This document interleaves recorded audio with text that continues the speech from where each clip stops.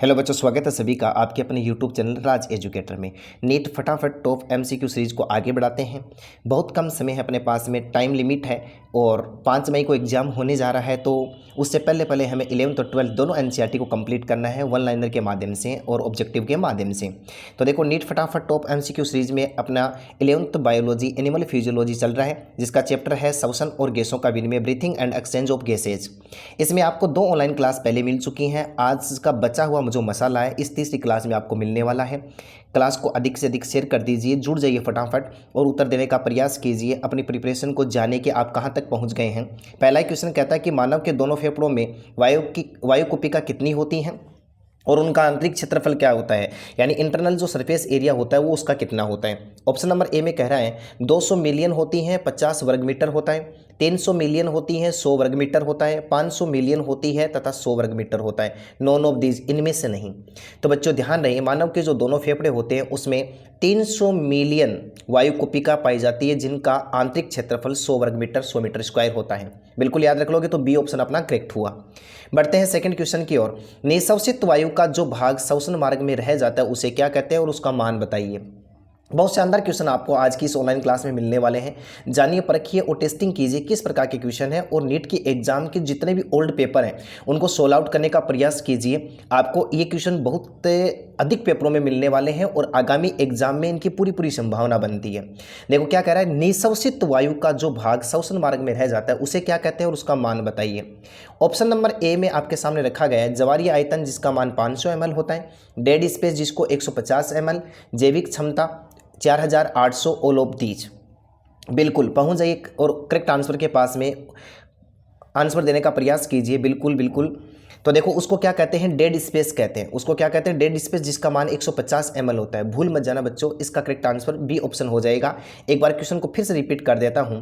निःश्वसित वायु का जो भाग श्वसन मार्ग में रह जाता है उसे क्या कहते हैं। निःश्वसन का मतलब तो आप समझ गए होंगे, एक्सपायरेशन होता है कि जैसे ही हम गैस को बाहर निकालते हैं उसके बाद में भी श्वसन मार्ग में कोई जो वायु की जो मात्रा रह जाती है उसको डेड स्पेस के नाम से जानते हैं। किसके नाम से जानते हैं, डेड स्पेस के नाम से जानते हैं। और पिछली जो नीट की एग्जाम हुई थी उसमें इस चैप्टर से जो क्वेश्चन पूछा गया था वो ये था कि जैविक क्षमता क्या है। जैविक क्षमता के बारे में पूछा तो इस प्रकार का क्वेश्चन पूछा गया था। देखो बढ़ते हैं, निम्न में से जैविक क्षमताएं मैंने उठाया है, यानी ओल्ड पेपर 2023 का जो पेपर आया था उसमें ये क्वेश्चन पूछा गया था कि निम्न में से जैविक क्षमता है। तो देखो क्या कह रहा है कि वीसी बराबर का IRV प्लस का ERV प्लस का TV जिसका मान 4800 ml बता रहा है। TLC बराबर का IRV प्लस का TV जिसका मान 1600 ml बता रहा है। TLC बराबर का IRV ERV TV प्लस का RV 5800 ml बता रहा है। नॉन ऑफ दीज, इनमें से नहीं। तो बच्चों याद रखना, जैविक क्षमता को बोलते हैं विटल या वाइटल कैपेसिटी।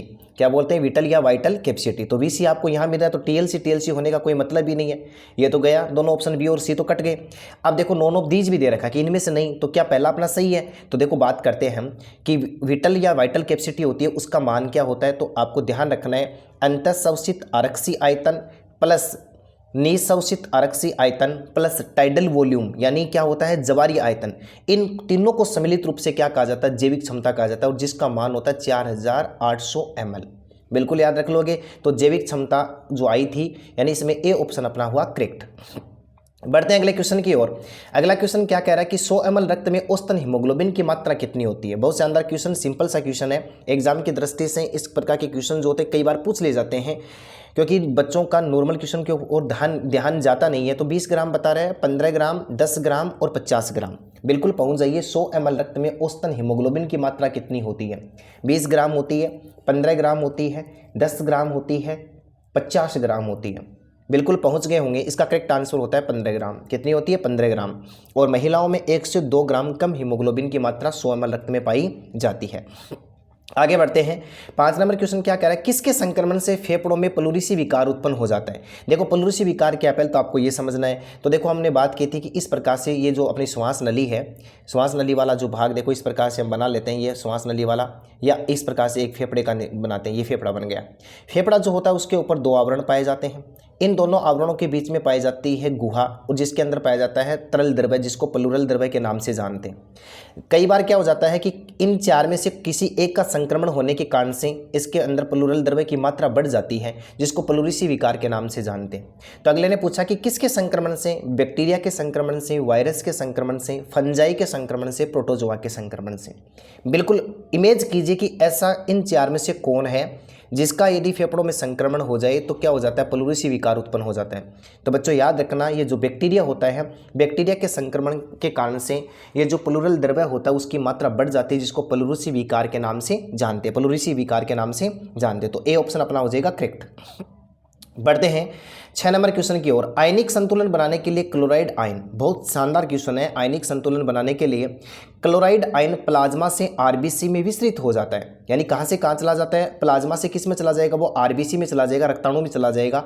विस्तृत होने का मतलब होता है जाना, जिसे क्या कहते हैं, रूट इफेक्ट कहते हैं, हेमबर्गर इफेक्ट कहते हैं, हल्दाने इफेक्ट कहते हैं। ऑल ऑफ दीज, ये तीनों चारों सही है, ऐसा कुछ कहना चाहता है अगला। देखो आयनिक संतुलन बनाने के लिए क्लोराइड आयन जो होता है जब प्लाज्मा से निकल कर आरबीसी में चला जाता है तो उसको क्या कहा जाता है बच्चों, याद रखना, जिसको हेमबर्गर इफेक्ट के नाम से जानते हैं। बी ऑप्शन अपना करेक्ट हो जाएगा। क्या हो जाएगा, बी ऑप्शन अपना करेक्ट हो जाएगा। बढ़ते हैं अगले क्वेश्चन की ओर। अगला क्वेश्चन क्या कहता है, डीप ब्रीथिंग, गहरे समातन के लिए आवेग कहाँ से प्राप्त होते हैं। इस प्रकार के क्वेश्चन आने की संभावना रहती है। देखो हम जानते हैं डीप ब्रीथिंग क्या होता है, गहरा सांस, लंबी सांस जब आप लेते हैं तो इसका जो आवेग होता है, स्टिमुलस होता है, वो कहाँ से प्राप्त होता है।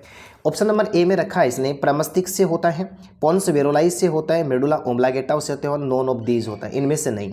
बिल्कुल 7 नंबर क्वेश्चन की पहचान कीजिए कि गहरे संवातन के लिए जो आवेग होते हैं, स्टिमुलस होते हैं, वो कहाँ से प्राप्त होते हैं। आपको पहचान करनी है इसकी। बिल्कुल पहुंच जाइए करेक्ट आंसर के पास में। तो डीप ब्रीथिंग के लिए देखो आप पहुंच गए होंगे या तो पोन्स वेरोलाई के पास में, मेडुला ओब्लांगेटा के पास में। देखो मेडुला ओब्लांगेटा जो होता है वो श्वसन के लिए मस्तिष्क में श्वसन केंद्र होता है, और पोन्स वेरोलाई भी नियंत्रण करने का काम करता है। तो बिल्कुल आप बी और सी के पास में पहुंचे होंगे।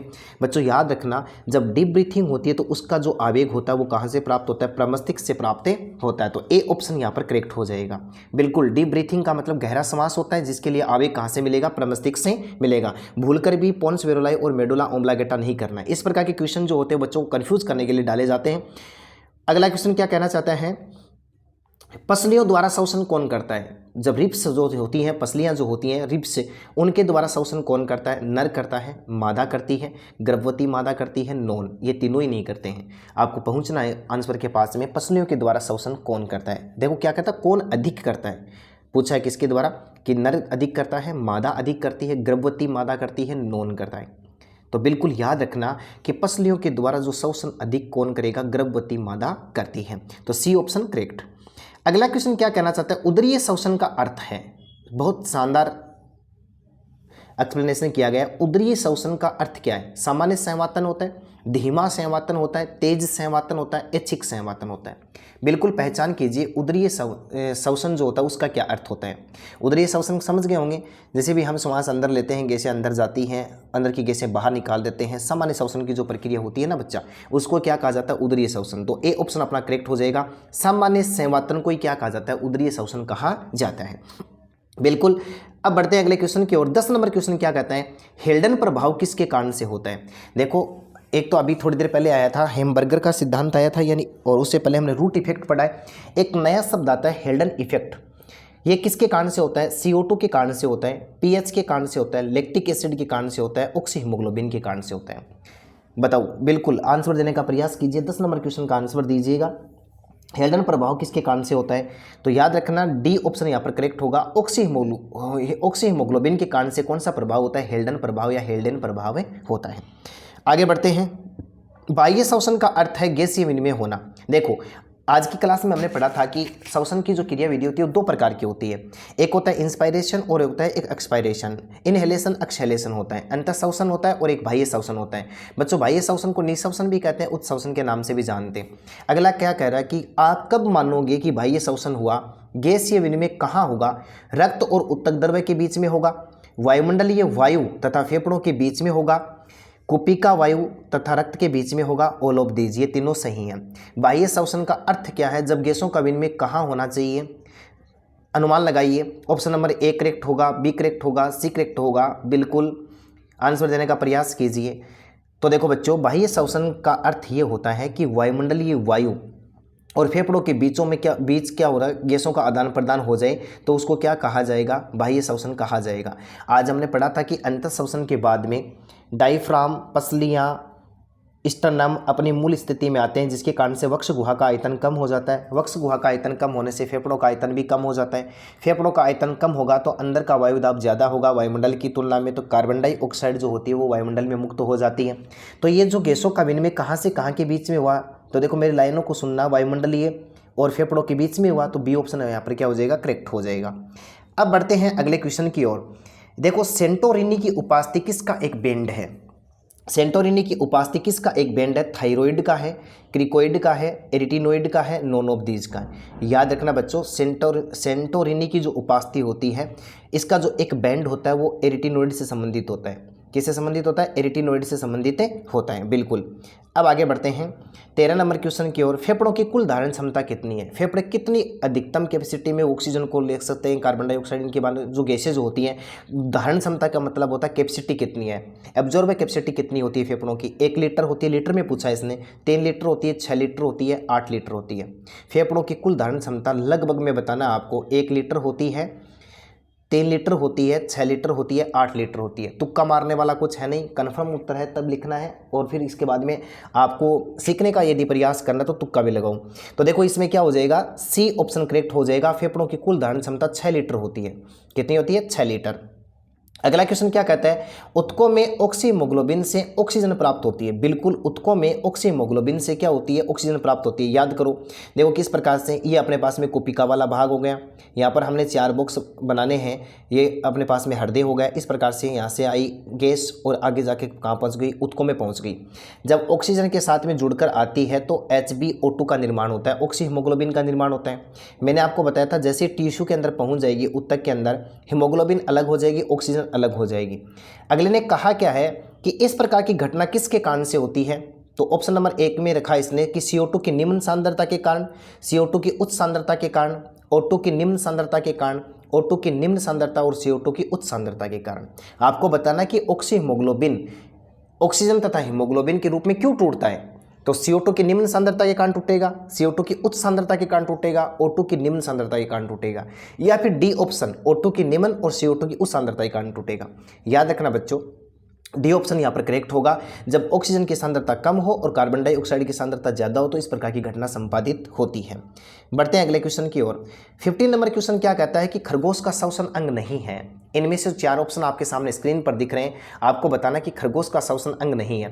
एक तो लिखा हुआ है इसके अंदर नासा प्रकोष्ठ लिखा हुआ है, ग्रसिका लिखा हुआ है, ग्रसनी लिखा हुआ है, ट्रेकिया लिखा हुआ है। देखो ये जो स्तनधारी में खरगोश जो होता है, इसकी जो बॉडी लैंग्वेज की यदि बात करें तो इसके बहुत सारे ऑर्गन्स ऐसे होते हैं, बहुत सारे सिस्टम ऐसे होते हैं जो ह्यूमन से पैरेलल होते हैं, इसलिए मनुष्य के साथ में खरगोश की तुलना बहुत ज़्यादा की जाती है।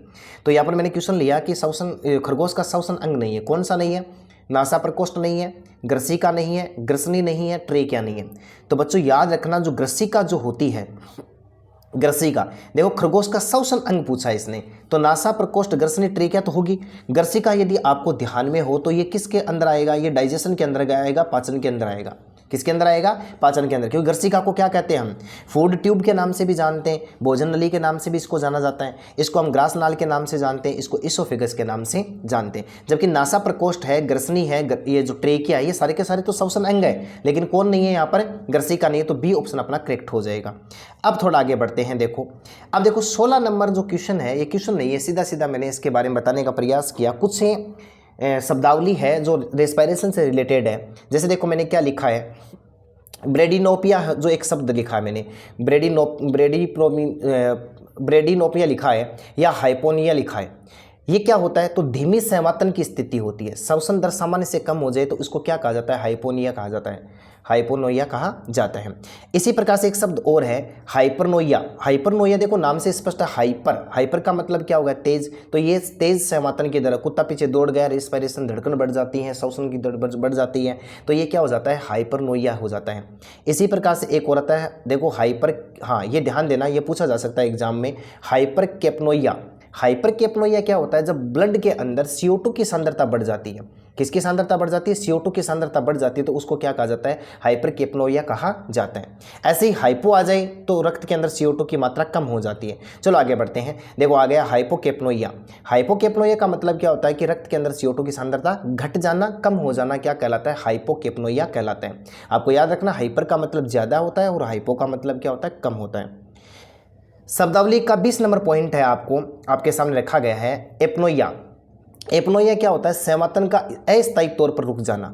संवातन का अस्थायी तौर पर रुक जाना, बीच बीच में सांस का रुक जाना, क्या कहलाता है, एपनोइया कहलाता है। तो ये इस चैप्टर से संबंधित कुछ शब्दावली थी जिनके बारे में एग्जाम में पूछा जा सकता है। ये था अपना श्वसन तथा गैसों का विनिमय चैप्टर, और कल के ऑनलाइन क्लास में नए चैप्टर के साथ में मिलेंगे। आपको इस ऑनलाइन क्लास के माध्यम से इस चैप्टर के लगभग 50-60 क्वेश्चन मिल गए। क्वेश्चन को नोटबुक में नोट कीजिएगा, बार बार रिवाइज कीजिएगा, क्लास को अधिक से अधिक शेयर कीजिएगा। धन्यवाद।